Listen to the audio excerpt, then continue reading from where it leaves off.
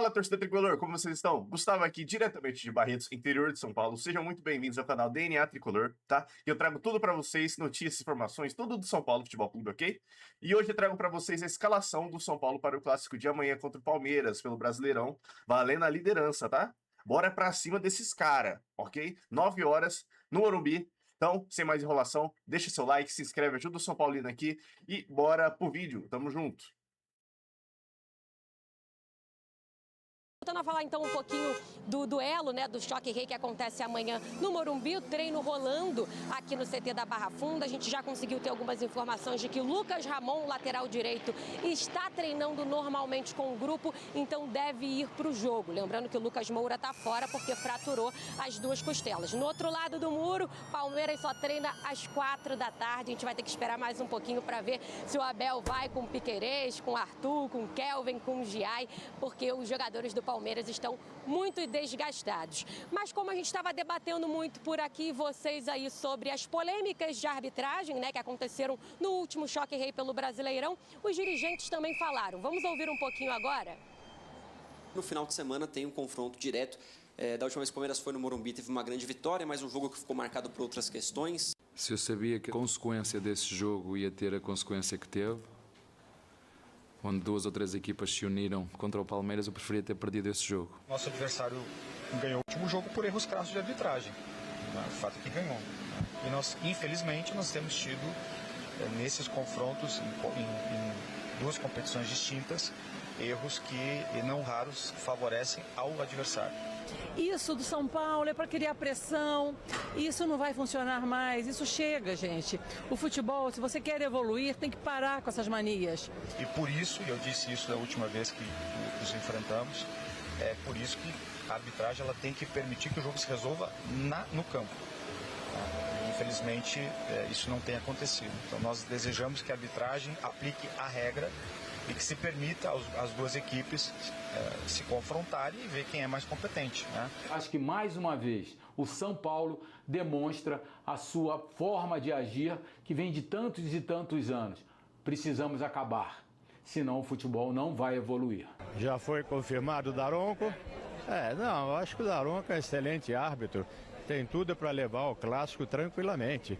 O Palmeiras saiu vitorioso nos 5 jogos. A gente é invicto há 11 jogos contra o São Paulo. Será que todos houve benefício para o Palmeiras com relação à arbitragem?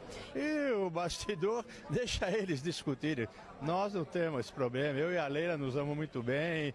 Eu vou até dar um beijo nela agora. Vou dar um beijo nela agora no passado. Nós estamos muito bem. Deixa eles discutirem. Eles têm que fazer isso, né? Eles têm que brigar pelo clube que eles trabalham.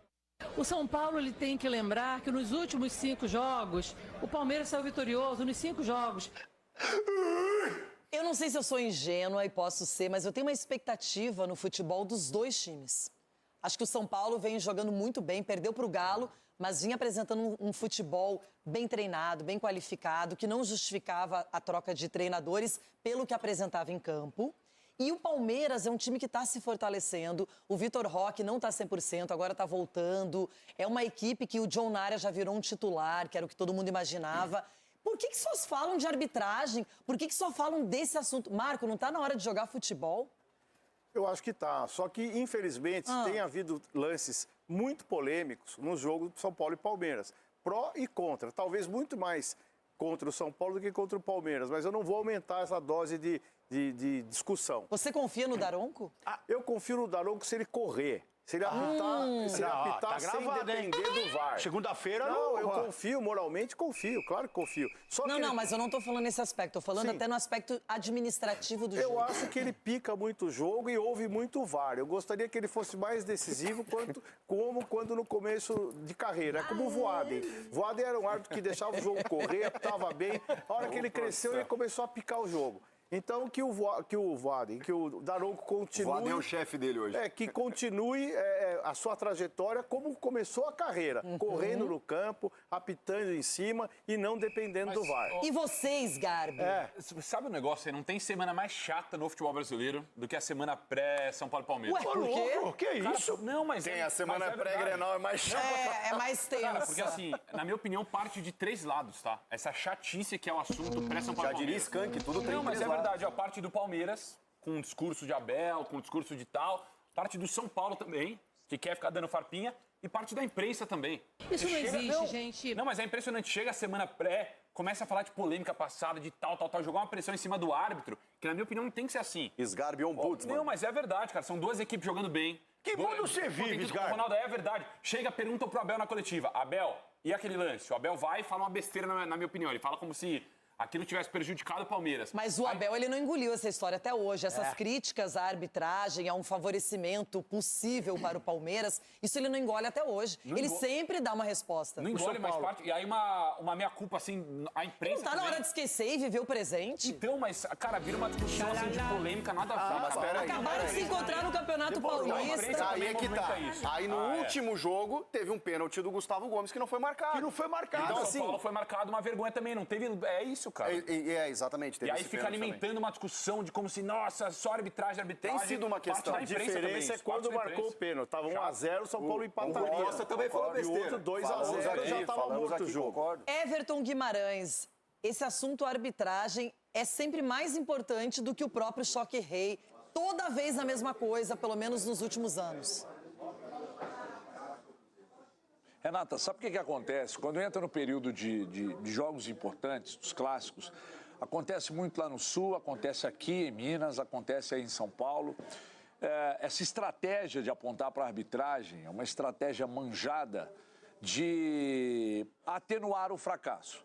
Então, se daqui a pouco o São Paulo perde, o Palmeiras perde, aí vão procurar algo que ocorreu durante o jogo, que tenha uma participação da arbitragem, para, de repente, tentar atenuar o fracasso, a derrota, um erro de arbitragem, não cumprimento de regras, ou um vacilo do árbitro ou do VAR.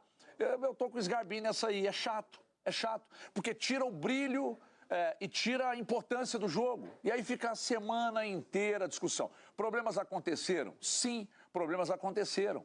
Para os dois lados, sim, talvez um pouco mais para o lado do Palmeiras, mas não é porque tem um esquema pró-Palmeiras. A arbitragem é ruim demais, gente. A arbitragem é muito ruim. Agora, por exemplo, o Palmeiras jogou contra o Atlético aqui. Teve um gol legal do Coelho que a arbitragem viu impedimento. Olha, eu vou ficar aqui todo o jogo com o Palmeiras agora. Mas a arbitragem errou aqui, vai errar aí, erra em todos os lugares, erra no Sul, erra no Nordeste, erra geral. Então, ficar direcionando o assunto pré-jogo, a projeção de um jogo desse tamanho, de dois times que estão na ponta da tabela, para falar só de arbitragem, é realmente um negócio que dá um ataque de catapora, é muito chato. Meu Deus. O futebol anda muito chato.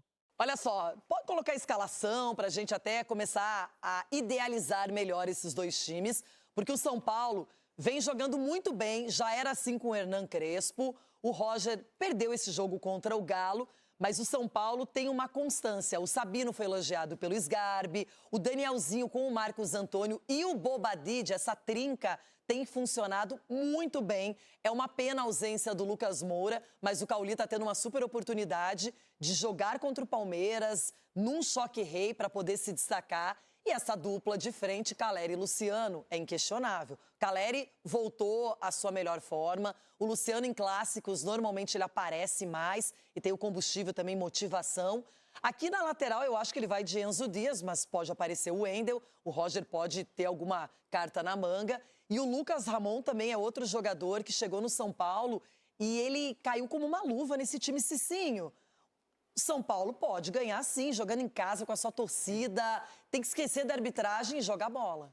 Exatamente, tem que jogar bola, Renata. E tem time para isso, né? Vive Renata um bom momento, Tricolete. apesar da derrota para o Atlético Mineiro. O clássico, o São Paulo já chegou em condições piores do que o Palmeiras. Venceu, jogou de igual para igual. Então, assim, colocar o que tem de melhor dentro de campo. A ausência, o Lucas, com certeza, irá fazer muita falta. Talvez pode ter uma surpresa aí. O Enzo Dias vai jogar. Não acredito que entre o Wendel, não. Mas talvez só pode ter uma alteraçãozinha. O Cauli, o Roger segurar ele por enquanto e colocar o Luciano mais para trás e o André Silva ali no ataque para fazer uma correria. Mas o Cauli é a oportunidade dele. Então é o momento para ele.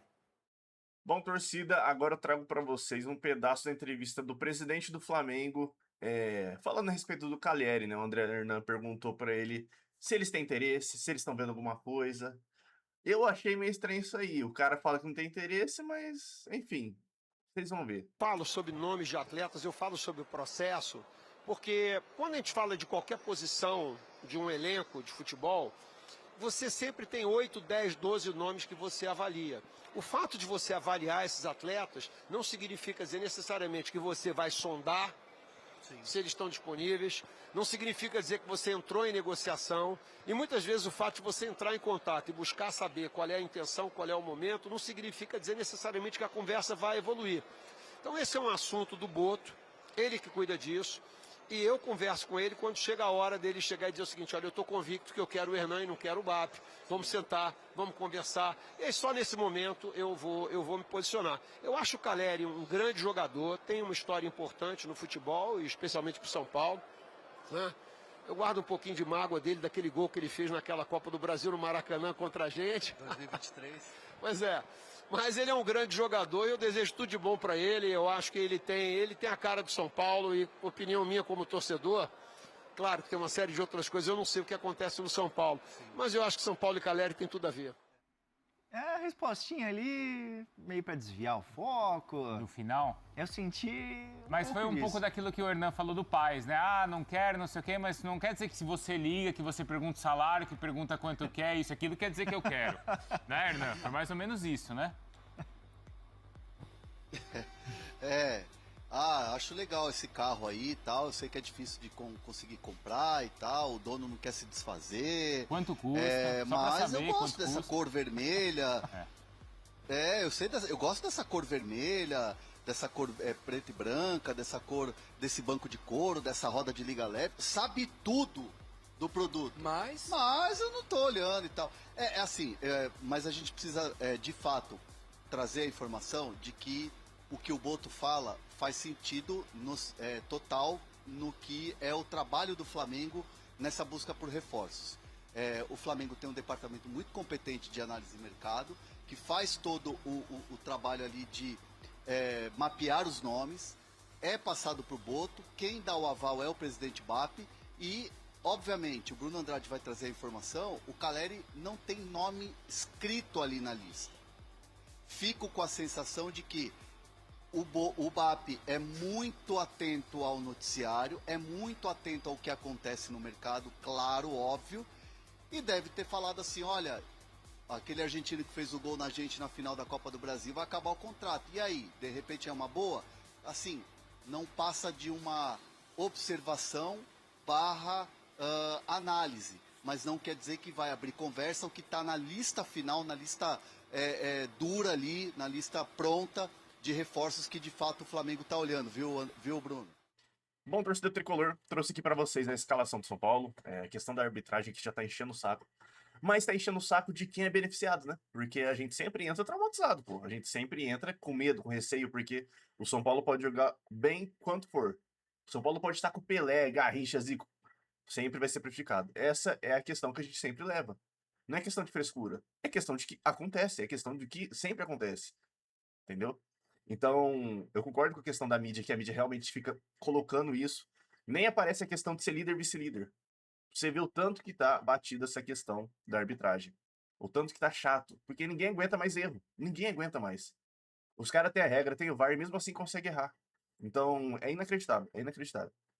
Então, o São Paulo vem com o time titular. Lucas Ramon volta pela direita, tá? O Cauli vai entrar no lugar do Lucas. Provavelmente, no segundo tempo, o André Silva deve entrar para dar uma movimentação maior. E o Enzo Dias provavelmente também deve ser o lateral do São Paulo pela esquerda. O resto do time, o time comum, meio campo, Bobadilha, Marcos Antônio e Danielzinho, sem mexer em Luan, dessa vez, né? E vamos ver como que o São Paulo vai lidar agora com o Palmeiras, com o time certo, com o time titular correto, né? Dependendo da situação, faz algumas alterações pontuais, mas esse é o time de São Paulo. Sem enrolação, sem delonga, sem surpresa, faz o básico que funciona, ok? O jogo vai ser no Morumbi, a gente vai voltar pro Morumbi, mais de 40 mil ingressos vendidos, tá bom? E valendo a liderança do Campeonato Brasileiro. É muito importante, a gente tem que ganhar, a gente precisa ganhar. E vamos pra cima, sem desanimar, sem titubear. Isso é São Paulo Futebol Clube. Vamos pra cima desses caras, fechou? Tamo junto, rapaziada, obrigado por ter ficado até o final. Grande abraço, se inscreve, deixa o like, comenta aqui abaixo onde você vai assistir o jogo, como você viu o vídeo hoje, fechou? Se você é daqui perto de Barretos, não sei. Então, Gustavo aqui, DNA Tricolor, um grande abraço, até o próximo vídeo.